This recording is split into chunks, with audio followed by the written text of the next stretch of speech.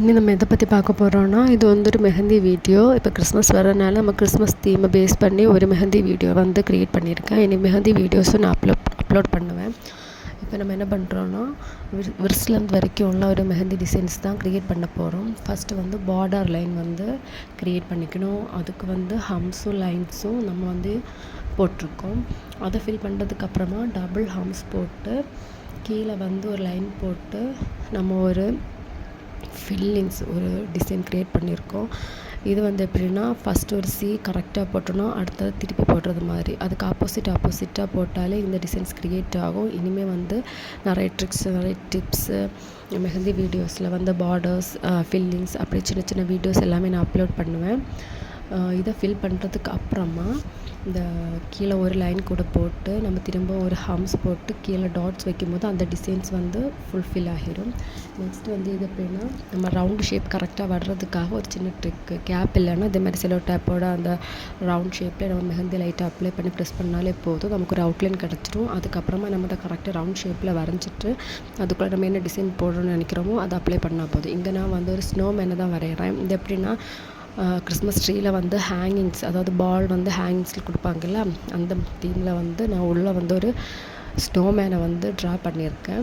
இப்போ இது எப்படின்னா, இப்போ நம்ம ரவுண்ட் ஷேப்பில் மண்டேல டிசைன் போடுவோம். இப்போ இந்த ரவுண்ட் ஷேப்புக்குள்ளே ஒரு ஸ்னோமேனை நான் வந்து க்ரியேட் பண்ணி அதை சுற்றி அவுட்லைன் போட்டு ஹம்ஸ் போட்டு அந்த சென்டரை நான் வந்து டிசைன் வந்து ஸ்னோமேனாகவே ஃபினிஷ் பண்ணியிருக்கேன்.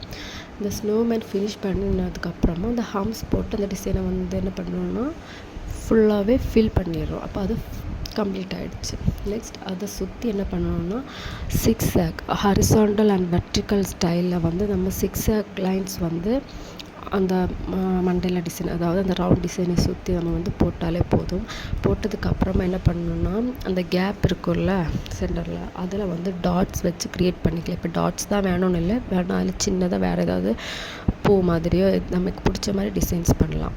நெக்ஸ்ட்டு வந்து ஃபிங்கர்ஸில் எப்படின்னா, இப்போ எல்லாத்துக்குமே ஃபிங்கர்ஸில் ஒரு அவுட்லைன் கொடுத்துருக்கேன். அதுக்கு மேலே இன்னொரு லைன் போட்டு அதுலேயும் ஹம்ஸ் எல்லா ஃபிங்கர்ஸ்லேயுமே சேமாக தான் டிசைன்ஸ் கொடுத்துருக்கேன். எந்த ஃபிங்கர்ஸ்லேயுமே வந்து நான் டிஃப்ரெண்ட்டாக போடலை, இதில் வந்து சேமாக தான் போட்டிருக்கேன்.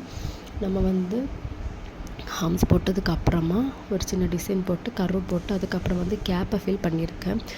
சிலவங்களுக்கு நிறைய பேருக்கு வந்து இந்த கேப் போடுறது ரொம்ப பிடிக்கும். அதனால் இதில் வந்து எந்த டிசைன்ஸுமே மாற்றலை, எல்லா ஃபிங்கர்ஸுக்குமே சேமான டிசைன்ஸ் தான் போட்டிருக்கேன்.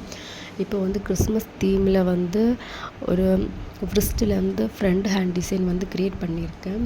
இந்த கிறிஸ்மஸுக்கு வந்து கிறிஸ்மஸை பேஸ் பண்ணி யாருக்காவது இதே மாதிரி மெஹந்தி போடணும், தீம் வச்சு போடணுன்னா போட்டுக்கலாம். இனிமேல் இதே மாதிரி டிசைன்ஸ் நிறைய அப்லோட் பண்ணுறேன், டிஃப்ரெண்ட்டான டிசைன்ஸ். எல்லோரும் கிறிஸ்மஸுக்கு அழகாக என்ஜாய் பண்ணிக்கோங்க. மெஹந்தி டிசைன்ஸ் பிடிச்ச மாதிரி போட்டு இப்போ வந்து அந்த பிரிஸ்ட்லேருந்து வரைக்கும் உள்ள ஃபுல் ஹேண்ட் டிசைன் வந்து அழகாக க்ரியேட்டாக இருக்குது.